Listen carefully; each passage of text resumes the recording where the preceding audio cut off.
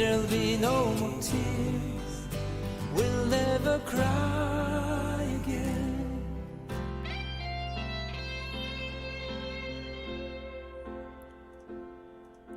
I know it's tears of love, but still it hurts me just the same.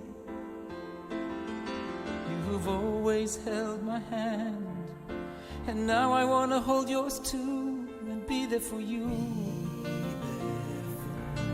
Don't you agree? It's time to send the tears away. Father in heaven, there's no reason at all. There's no reason at all. Your precious children still are so far from home. We've done all we can, now it's in your hands. Let it end, oh let it end. The whole world is waiting for you. Father, don't cry, I love you too much to see you in pain. And only you who created tears can wipe them away forever. So bring on the day when there'll be only joy. You and I will smile again. Bring on the day when there'll be no more tears. We'll never cry again. Father, don't cry, I love you too much to see you in pain. And only you who created tears can wipe them away forever. Bring on the day when there'll be only joy. You and I will smile. Bring on the day when there'll be no more tears. We'll never cry again. Father, don't cry, I love you too much to see you in pain. And only you who created tears can wipe them away forever and ever. So bring on the day, only joy. You and I will smile again. Bring on the day when there'll be no more tears. We'll never cry again. Never cry again. Umoto Hashem, Hashem Elohim, Dimo Meyal Kovoni. Umoto Hashem, Hashem Elohim, Dimo Meyal Kovoni. Bring on the day when there'll be only joy. You and I will smile. Yeah. Bring on the day when there'll be no more tears. We'll never cry. Welcome to the Howie Silbiger Show on the True Talk Radio Network. Get in on the conversation. Call 1-877-669-1292.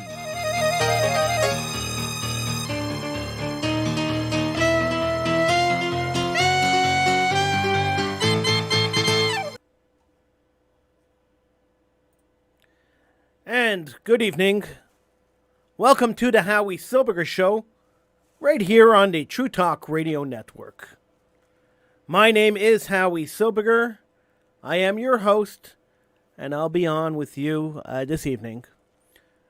On a happy day, but really a sad day at the same time. Hanukkah is a happy holiday. We celebrate the liberation of the Jews, the Judean liberation, the time that the Jewish people fought back against their oppressors and won managing to recapture their land, managing to recapture their temple, and rededicate their temple. Strong Jews standing up against people who wanted to bring them down. Strong Jews standing up against people who wanted to annihilate them, who wanted to kill them. This is Hanukkah, a holiday of Jewish strength, a holiday of Jews fighting back. This is Hanukkah. Hanukkah is very different from Christmas. So those of you trying to make that correlation, I saw some really weird stuff this week where people are trying to make a correlation between Hanukkah and Christmas. There is no correlation. Hanukkah is very different from Christmas. Hanukkah is about Jewish survival. It's about Jewish liberation. It's about Jewish strength. It's about Jews fighting back, Jews being strong. That's what Hanukkah is about. For the last 3 months, minimum of 3 months, Jews in New York City have been under attack. They've been under extreme attack. Just in the last week, forget about last month, because in the last month, in the last 2 months, the last 3 months, there've been numerous attacks on Jews in New York City. But let's just take a look at last week, the week of Hanukkah. On December 24th, a Jewish man was punched in the back of the head while his assailant's friend was filming. On the 24th, also, same day, 2 attacks in one day, a bunch of young people threw bottles and shouted curse words and anti-Jewish slurs at a Jewish man on the streets of New York City. On December 25th, a man wearing a skull cap, a yarmulke, was punched in the face. On December 26th, a Jewish woman was hit in the head while walking with her son down the street. She was going for a walk. She was whacked in the head. Why? Because she was Jewish. On December 27th, there was a threat to shoot up Chabad World Headquarters 770 in Brooklyn, and a woman slaps a group of 3 Jewish women. So she just walked up and slapped them. Then, of course, last night, while celebrating Hanukkah after Shabbat, a group of Jewish men had gathered in a synagogue in Monsey, New York. And much like the attack on a Jewish grocery store just 2 weeks ago, a man walked in, but this man did not have a gun. This man had a machete, a large knife. And the man walked in and stabbed 9 people. One of them is in critical condition. They're hoping that he survives. So here we have a situation. Here we have a situation where 2 weeks ago, a Jewish store was targeted. I mean, there's no question it was targeted by a bunch of black Hebrew Israelites, whatever the heck that is. They're the same guys, the same people, same group that started up with those Covington kids during that rally where Nicholas Sandman got accused of smirking at an Indian guy or something. These guys, the same group, ran into a member of the same group, ran into a Jewish supermarket and shot the place up. The attack last night was also done by a black person. Now, I'm not saying that all black people are bad and that all black people are anti-Jewish. That would be ridiculous and an incredibly, horrifically bad thing to say and untrue in every sense of the word. But what I'm saying is that this is not the first time the black community and the Jewish community in New York City have had a problem. It's not the first time Jews have been killed by black people in New York City. Hate mongers and racist, violent, moronic people like Al Sharpton have encouraged violence, black violence against Jewish people for years. I know he's the darling of the left, Al Sharpton, but go back and watch some of his videos. Go back and listen to some of the things he said about Jewish people. Go back and see the way he race baited the riots in Crown Heights in the 90s. Just go back and take a look. Because Al Sharpton isn't the old kindly man he likes to make himself out to be. He's a hateful race baiter. Now, he hasn't jumped into the fray here, but don't worry. If there's a camera in the area, he'll be there. If there's a black person involved and a camera in the area, Al Sharpton will be there eventually. So don't worry about Al Sharpton. He's gonna get there. The President of the United States, Donald J. Trump, tweeted, "The anti-Semitic attack in Monsey, New York, on the 7th night of Hanukkah last night is horrific. We must all come together to fight, confront, and eradicate the evil scourge of anti-Semitism. Melania and I wish the victims a quick and full recovery." Quite an appropriate response from the President of the United States, but not enough. Not enough. The President did not go far enough. And this is the problem I have with this statement from the President. The President should have called upon his intelligence agencies to start focusing on white supremacy and black supremacy in the United States. I know we're all focused on white supremacy because the lefties have decided to label Donald Trump a white supremacist for some crazy reason. So Donald Trump is a white supremacist, so everybody's looking at white supremacy. But white supremacy isn't the problem. They're not the ones who are attacking Jews. You don't see white supremacists attacking Jews. You're seeing black supremacists attacking Jews. The black Hebrew Israelites, or whatever they call themselves, that group believes that the Jews stole the status of Jews from them. And therefore the Jews have to be eradicated. That's their belief. That's what they believe in. And you want to talk about white supremacy? Let's talk about white supremacy. Whose fault is it that the white supremacists are getting stronger and stronger every day? Is it Donald Trump's fault? No, it's not. As much as CNN wants you to believe that he blows dog whistles and bird calls to the white supremacists, that's not true. The truth is that the white supremacists have had 20 years to build up their arsenal. Because after 9/11, the Bush government decided to redirect all the intelligence agencies, all the resources from the intelligence agencies, to look at the Muslim threat and ignore the domestic terror threat. Before 9/11, the FBI and the ATF had pretty much wiped out the white supremacist movement.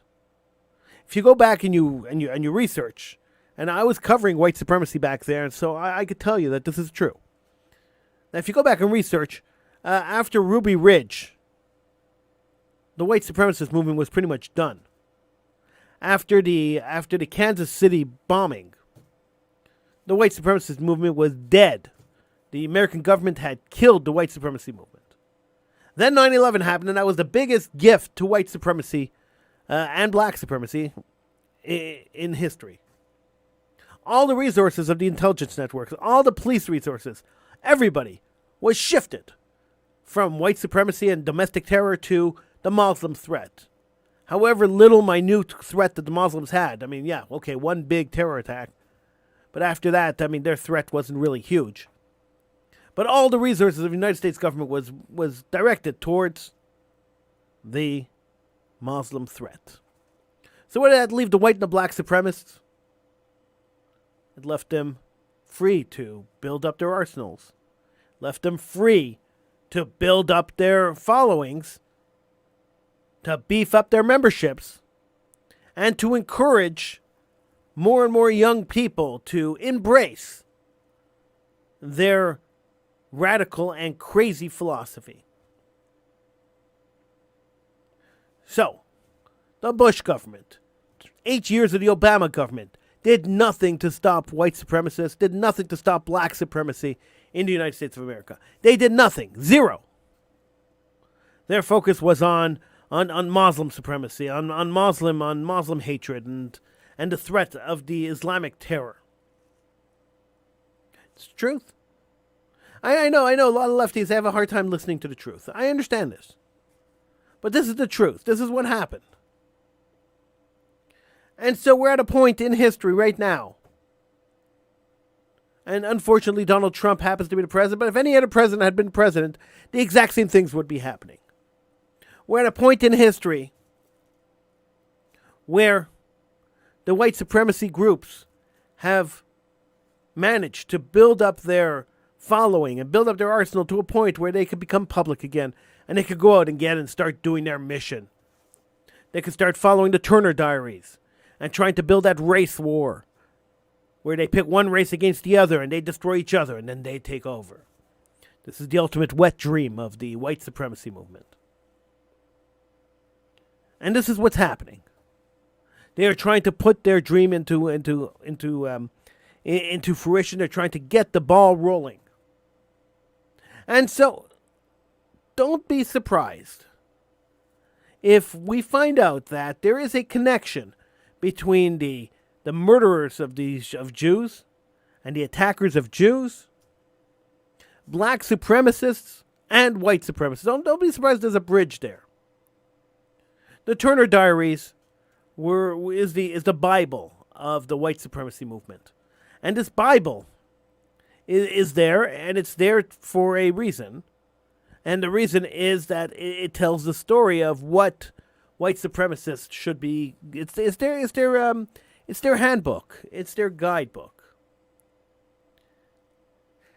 So the Turner Diaries tells Turner Diaries narrative basically explains that the only way for whites to reclaim their advantage in the world and their status in especially in North America is to pit the blacks against the Jews, who will then solicit the help of the Italians and the help of the Greeks, and start a big race war. And then the races will kill each other, and the last one left standing, the strongest one in the nation, will be the whites. And they will be able to rule unopposed. This is the plan. And they're trying to put their plan into action. Now, as Jews, we should not be sitting back and allowing this to happen. We should be seeing the writing on the wall. We've seen this before. This has happened to us before. This is not a new situation. And we should not be treating this like a new situation. We should not be hiding from the facts that we've seen this before, that we know what's going on. And that we know how this is going to end. Not very good for the Jews. We know this. So the Jews must start fighting back. When I come back from the break, I want to talk about how the Jews could fight back. But you could give me a call. 1-877-669-1292. 1-877-669-1292. I'm Howie Silbiger. This is the True Talk Radio Network.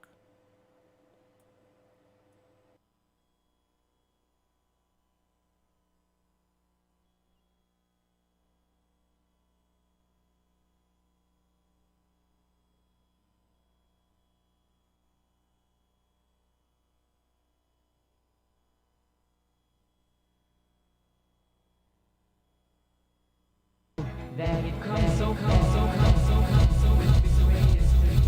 He moved through high societies. That grocer's boy from the city streets. Well, he'd long since gone and changed his name. It was the only way that he could play the game. With neighbors like the Richardsons, the Williams and the Jones, what could he do with a name like Cohen? But he had one memory, yes, his father he did see, lighting colored candles on the windowsill. 8 days a year he'd light another candle every night. They lingered in his memory still.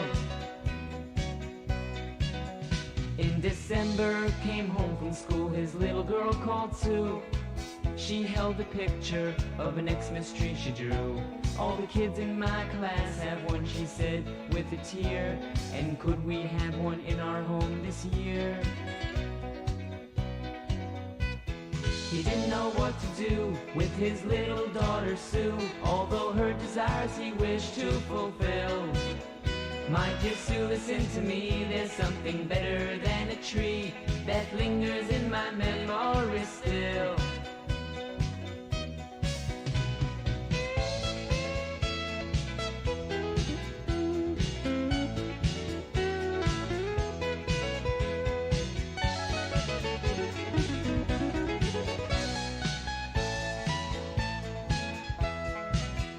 Next day he came home from work with a menorah in his hand. His dear wife said to him, Joe, I just don't understand. They've worked so hard to get to where we are today, and now what will we do? What will the neighbors say? Well, he lit those candles anyway. Yes, there were 5 that night, and from his window to the street glowed the candlelight. They were burning for an hour, maybe a little more, when suddenly Mr. Richardson stood there by the door. He said, would it be okay if a word to you I say? There's something about those candles you must know. Yes, they bring back memories of my father I still see as he lit those candles many years ago. Yes, they bring back memories of my father I still see as he lit those candles many years ago. He stepped outside later on that night, and boy was he surprised. He couldn't believe what he saw, he couldn't believe his eyes. From all the houses on their block glowed candlelight, from their windowsills and out into the night. Yes, they had one memory, yes, their fathers they did see, lighting colored candles on the windowsill. 8 days a year they'd light another candle every night. It lingered in their memory still. Yes, they had one memory, yes, their fathers they did see, lighting colored candles on the windowsill. 8 days a year they'd light another candle every night. It lingered in their memory still. Yes, they had one memory, yes, their fathers they did see, lighting colored candles on the windowsill. 8 days a year they'd light another candle every night. It lingered in their memory still. Yes, they had one memory, yes, their fathers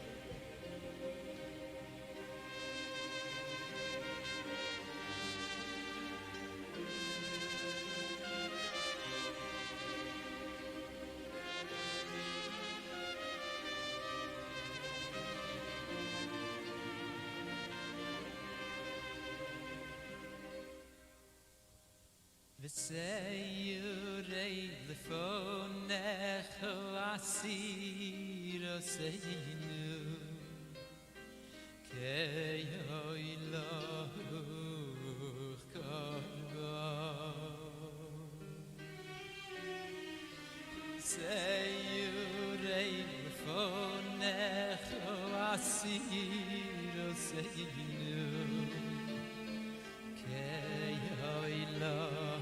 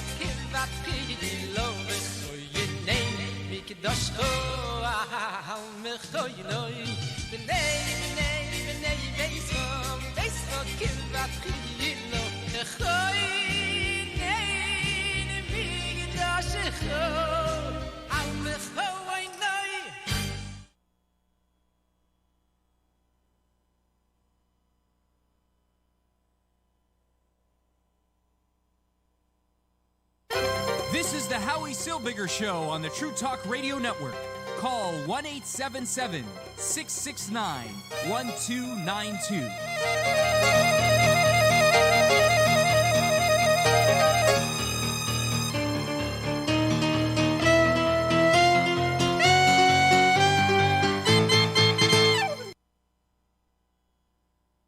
So we're sitting around and we're watching as Jews in New York City are being attacked on a daily basis. We're sitting in the comfort of our own homes as Jews are lying in intensive care after being machete cut with a machete during Hanukkah celebrations last night. Where's the outrage? Where are the Jews screaming and yelling? Where are the Jews out on the streets? Where are the Jews fighting back? If we haven't learned anything from the story of Hanukkah, it is that we have to fight back. That this is the point of the whole holiday.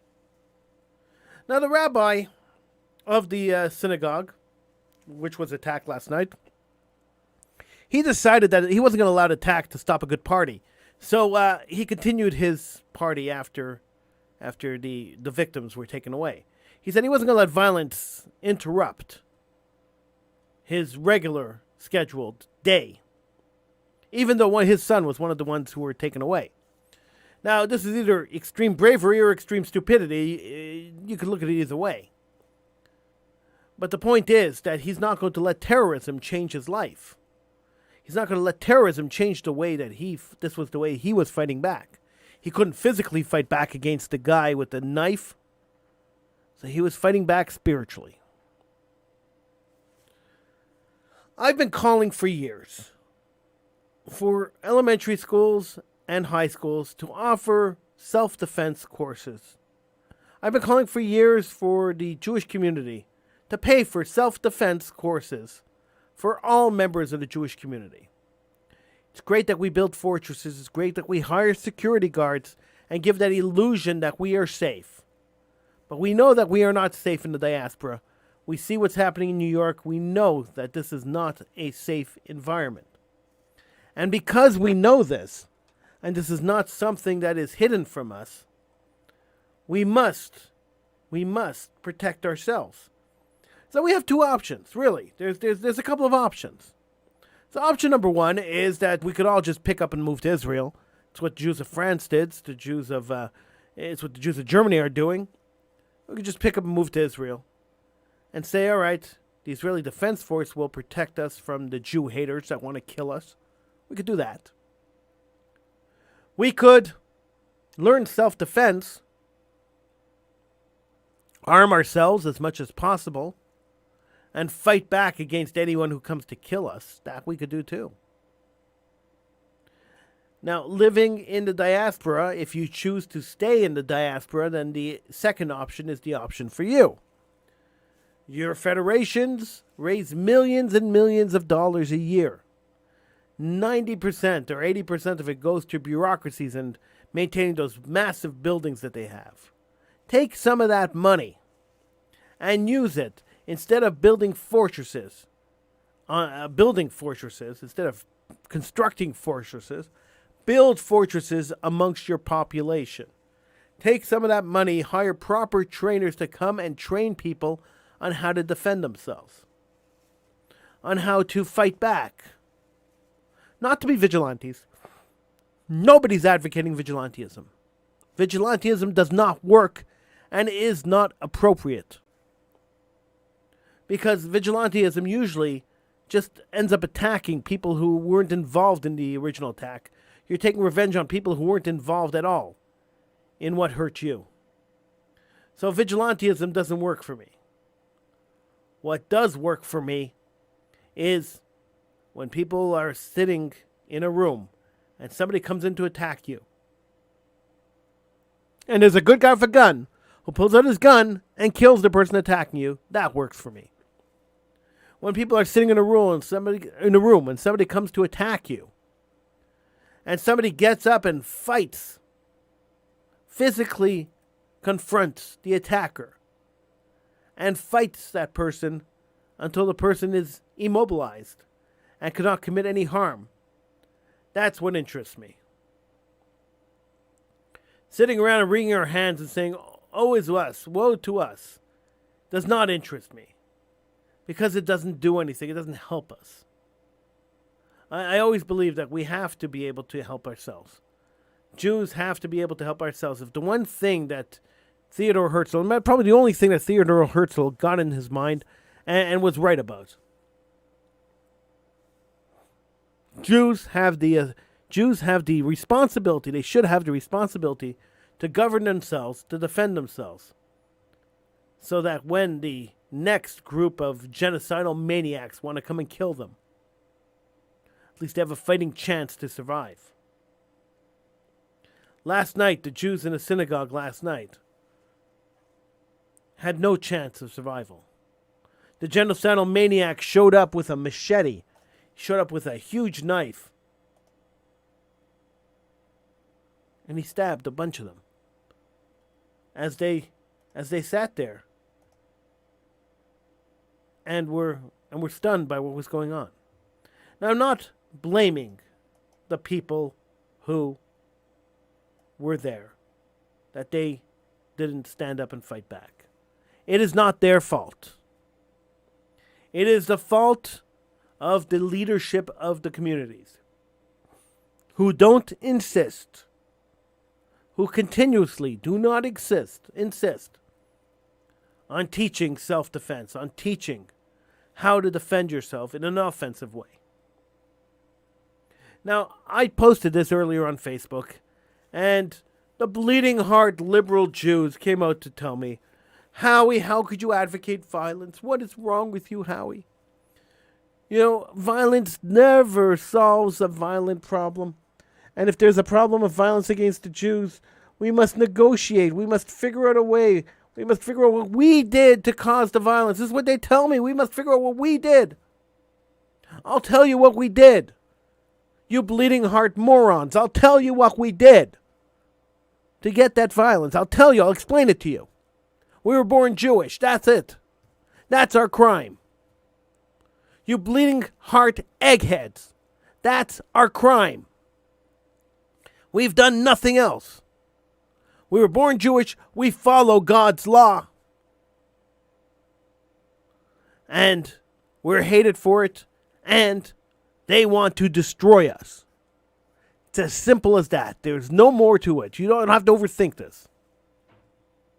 And anyone who wants to tell me that there's more to it, anyone who wants to tell me that the Jews have somehow caused their own problems in North America, anyone who wants to tell me that maybe if we weren't so vocal, maybe if we didn't have people like you, Howie, getting up there and screaming into a microphone, just maybe, these Jew haters would love us.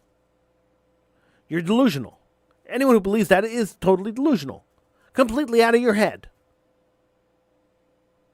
That is not the way it works. That is not at all the way it works. If you believe that, if you're in the camp of the people who are screaming at me, telling me that self-defense is not an appropriate response to being attacked, then you have to go get your head examined. Now, you might disagree with me, so give me a call if you disagree. 1-877-669-1292. 1-877-669-1292. I don't always advocate violence. In fact, most of the time I don't advocate violence. But I advocate violence against people who are committing violence against me and my people. I advocate violence against people who want to destroy me. Genocidal maniacs who are coming to kill me and my people, I advocate violence against. Now, if you have a problem with that, that's fine. Give me a call. We could talk about it. We could discuss your problem. I'm Howie Silbiger. It has been a tradition on the show. Let's switch gears a little bit. I can get too worked up. It's been a tradition on the show that I share with you a video of latke making. I've done it for 20 years on the Hanukkah show. And this year's not going to be any different. I'm going to share a video of you, with you. I will learn how to speak English one of these days. I will share a video with you. Those of you listening on the stream, you'll be able to hear the video. For those of you watching on Facebook, Twitter, or YouTube, you will be able to see the video. I'm gonna share this video with you because I think it's hilarious. It's not the normal video that I usually share at this time of year. I can't find it, but this one here I really like. So you know what? We're gonna take a little break. When we come back, we'll hear a little bit about latke making here on the True Talk Radio Network. I'm Howie Silbiger. This is the Howie Silbiger Show on TrueTalkRadio.com.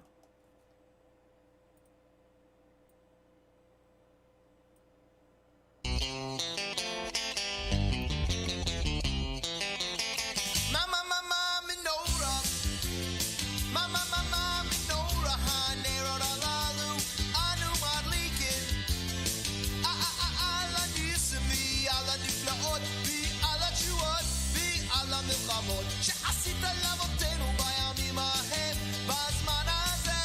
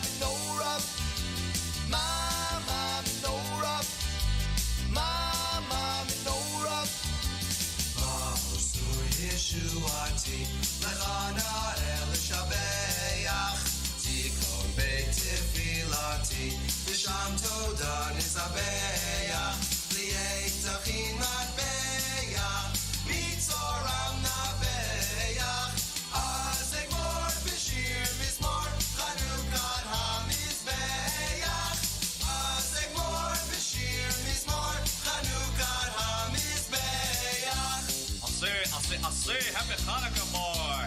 It's Hanukkah. I should be in Florida. Mom and Dad bought me socks again. Be very, very quiet. We're lighting the menorah. Happy Hanukkah. Hey, it's Crocodile Dottie. You think that's a menorah?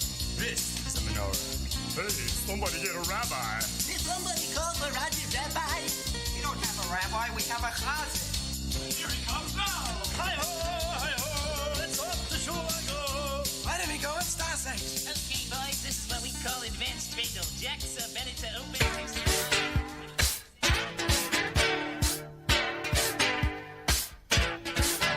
I don't wanna change my name. I got nothing to be ashamed of. Got no secrets from you. I came in the world this way, and I'm going out the same. Gonna live my life and die as a Jew. As a Jew, as a Jew. I got nothing to apologize to you. I'm a son of Abraham. I believe in the promised land. Shouldn't you? Shouldn't you? Shouldn't you? Noah built the ark. Moses went up on Mount Sinai. Daniel made it through the lion's den. With a little faith in God, they all made it through their troubles. 'Cause a little faith in God will always win. And it's true, and it's true. I got nothing to apologize to you. I'm a son of Abraham. I believe in the promised land. Shouldn't you? Shouldn't you? Shouldn't you? I don't want to change my name. I got nothing to be ashamed of. Got no secrets from you. I came in the world this way, and I'm going out the same. Gonna live my life and die as a Jew. As a Jew, as a Jew. I got nothing to apologize to you. I'm a son of Abraham. I believe in the promised land. Shouldn't you? Shouldn't you? Shouldn't you?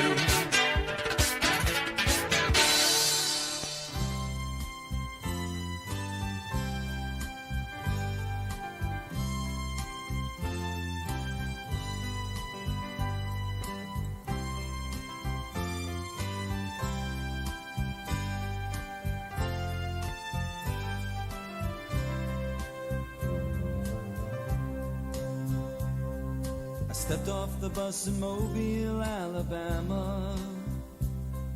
The sun was slowly setting on the bay. It was 6 o'clock on a summer Friday afternoon. Shabbos was an hour away. I walked around the town wondering what to do. 'Cause Shabbos is no time to be feeling blue. And then I saw a man who looked the same way too. I was quite relieved to find a fellow Jew. I asked the man I saw how many Jews in this town. He said to me there used to be a million around, but one of us passed away and we've been feeling down. Yet now it seems as though another Jew has been found. Won't you stay with us for Shabbos, Minyan Man?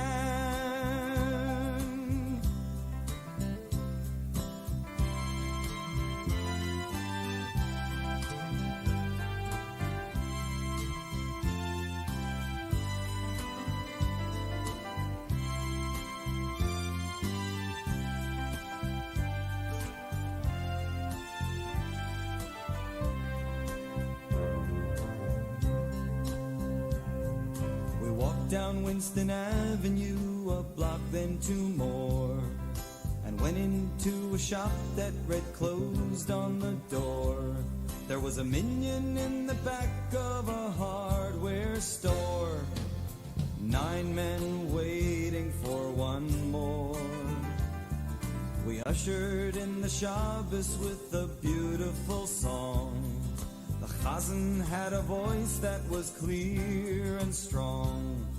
We sang out as one all Shabbos long. Then Mariv came again, I had to be moving on. I asked the man I saw how many Jews in this town. He said to me there used to be a million around, but one of us passed away and we've been feeling down. Yet now it seems as though another Jew has been found. Won't you stay with us for Shabbos, Minyan Man?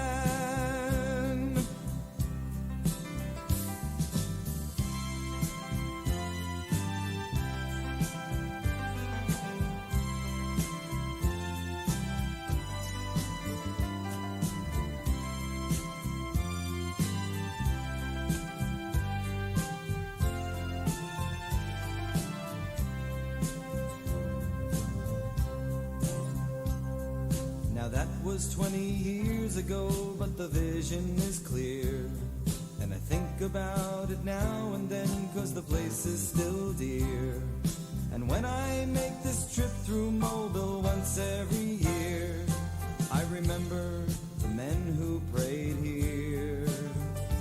Now the minyan is gone, a few died, some moved on, but the back of the store still remembers this song. The 9 men who waited, the one came along. How Shabbos was carried on a song.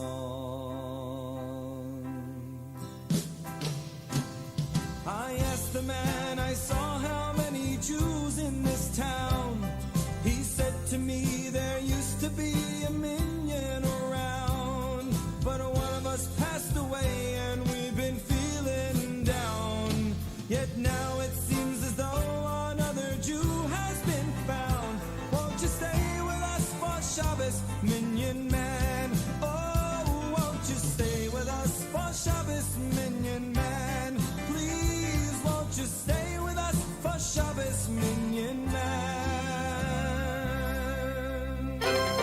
You're listening to the Howie Silbiger Show on the True Talk Radio Network. Talk to Howie. Call 1-877-669-1292.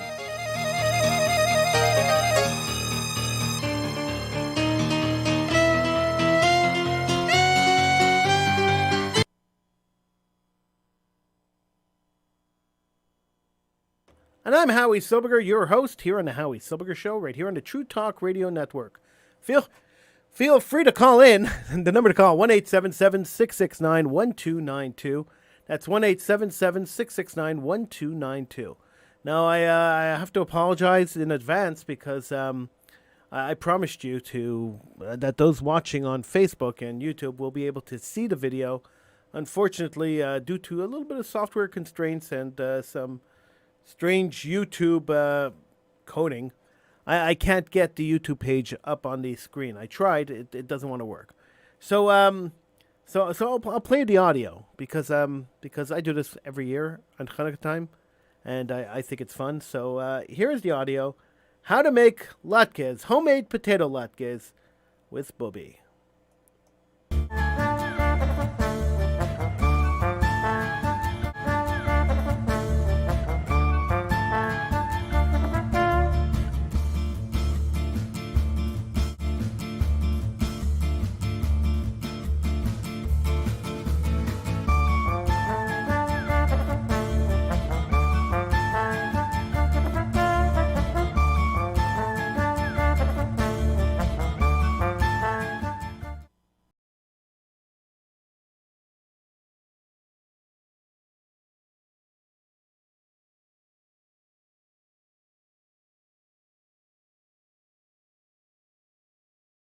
Which is a minute.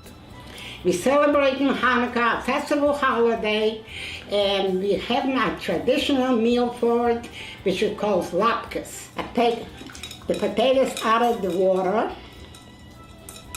which I already peeled and cut up. And grab the potatoes. That's how a shredded potato should look like.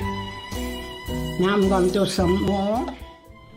I always squeeze some of the potatoes out. Now I'm using a strainer and try to get the rest of the liquid out.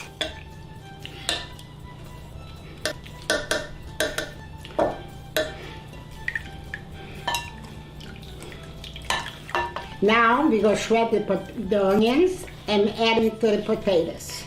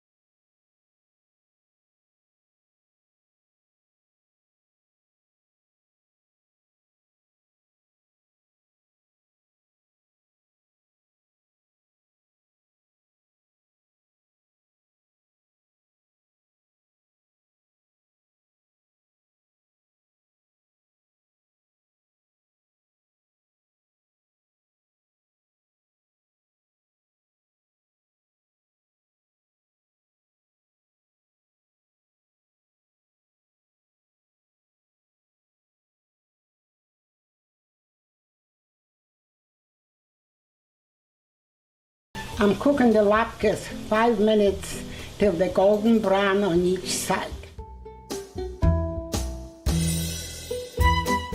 The reason we're using paper towel to drain off the excess oil.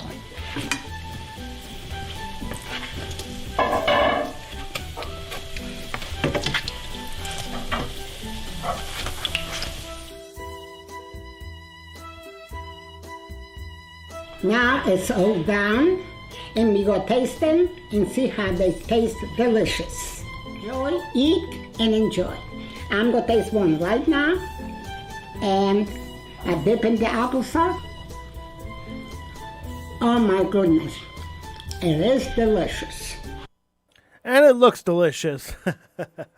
So every year I play you a grandmother making potato latkes. So that was grandmother making potato latkes. I'm Howie Silbiger. This is the Howie Silbiger Show right here on the True Talk Radio Network.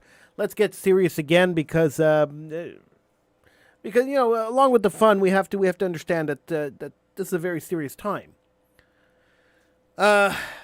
It's hard to have fun. It's hard to do this kind of thing when I know that there are still Jews lying in hospital beds in intensive care after a terror attack in New York last night. It's very difficult to have a fun Hanukkah show, which is what I planned for tonight. Didn't quite work out that way. When a knife-wielding, machete-wielding murderer, or attempted murderer, broke into a Jewish gathering and butchered people. It's very hard to get into the joyous and jolly mood that this should be. 1-877-669-1292 is the number to call. 1-877-669-1292 if you want to get in on the conversation. But it's a tradition every year. For the last 20 years, I've played a grandmother making latkes. It wasn't particularly that grandmother, but I've played an old lady making latkes every year for 20 years, so I couldn't give up the tradition. So there you have it. I'm Howie Silbiger. Support us on Patreon. Go to patreon.com/Howies and make a donation and make a monthly donation. Help keep this show running. Help pay for some of all this. and help us, help me continue bringing you the news and views that you love to hear. Patreon.com/Howies. Happy Hanukkah to everybody. I hope that you have a much more peaceful Hanukkah than the people in New York. I pray that the people of New York will find peace this year, that somehow, the people who are supposed to be taking care of people in New York City will somehow make a difference and work towards the peaceful resolution of this problem. Until I'll be back on Tuesday. So until Tuesday, I want to wish you a very happy Hanukkah, and I'll see you on Tuesday night at 10 p.m. right here on the True Talk Radio Network. I'm Howie Silbiger. Thank you so much for listening. I really appreciate you taking time out of your day to listen. Thank you so much for listening. Have a great night.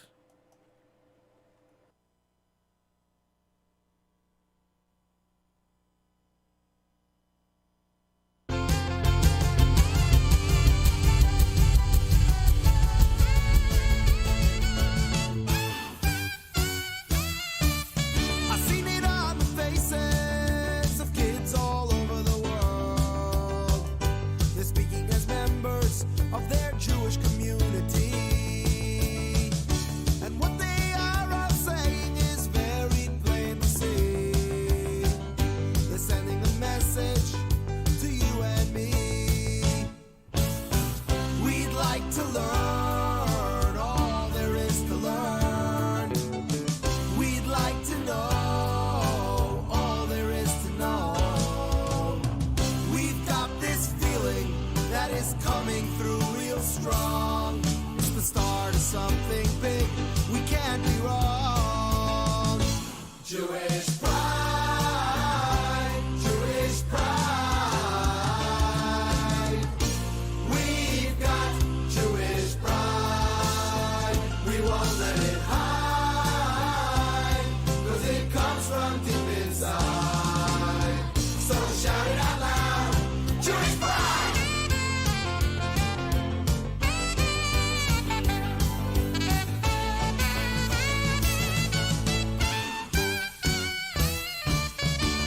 All around the world, from Melbourne to New York, the message comes across loud and clear. In every high school, in every city that you walk, these words are shouted for everyone to hear. We'd like to learn all there is to learn. We'd like to know all there is to know. We've got this feeling that is coming through real strong. It's the start of something big. We can't be wrong. Jewish pride, Jewish pride. We've got Jewish pride. We won't let it hide, 'cause it comes from deep inside. So shout it out loud, Jewish pride.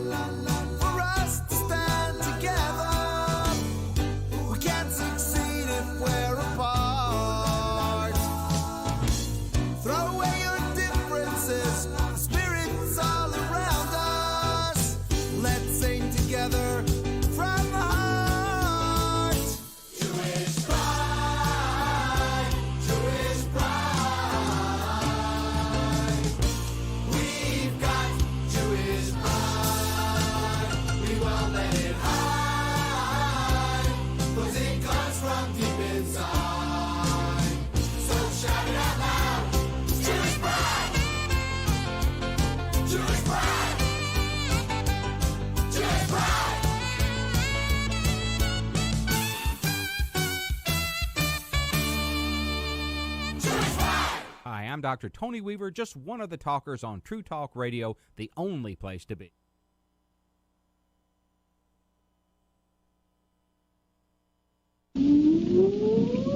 Countdown for blast off. X minus 5, 4, 3, 2, X minus 1, fire.